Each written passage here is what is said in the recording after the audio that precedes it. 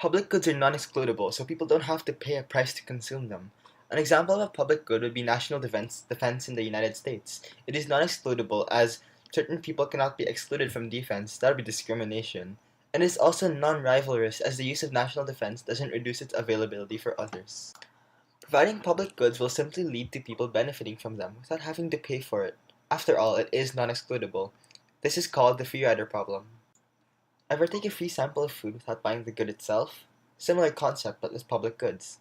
Since firms will not provide public goods, this leads to a lack of provision of these goods that typically have positive externalities in society. In essence, the free rider issue is when those who do not pay for public goods or services benefit from them. Referring back to our example, national defense is a case of a positive consumption In positive consumption externalities, the marginal private benefit (MPB) does not reflect the marginal social benefit (MSB). The marginal private benefit is the benefit to consumers for consuming one more of a particular good or service. The marginal social benefit is the benefit to society for consuming one more of a particular good or service.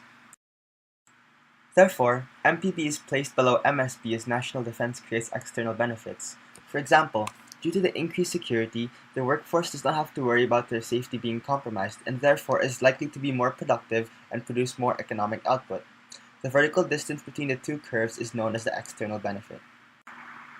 How can we solve this? Firstly, the government may use its tax revenue acquired from taxes imposed upon both consumers and producers to directly provide national defense for the people. Alternatively, the US government could also use the revenue to subsidize the production of national defense weapons such as police guns. For example, $9.4 million in subsidies was given to Sturm, Ruger & Co., a firearm company, so they could open a new plant in North Carolina.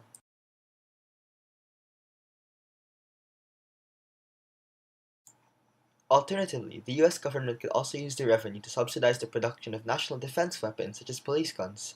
For example, $9.4 million in subsidies was given to Sturm, Ruger & Co., a firearm company, so they could open a new plant in North Carolina. Therefore, due to a decrease in cost of production, the MSC curve will shift outwards, once again, ideally into Q-opt. Notably, this has the same effects as government provision. However, this may not necessarily hold true as it is unrealistic for the government to allocate the optimum amount of resources such that the subsidy or government provision covers the external benefit, resulting in quantity increasing from Q1 to Q-opt. In most cases, the government instead aims for an outward shift of MSC towards Q-opt.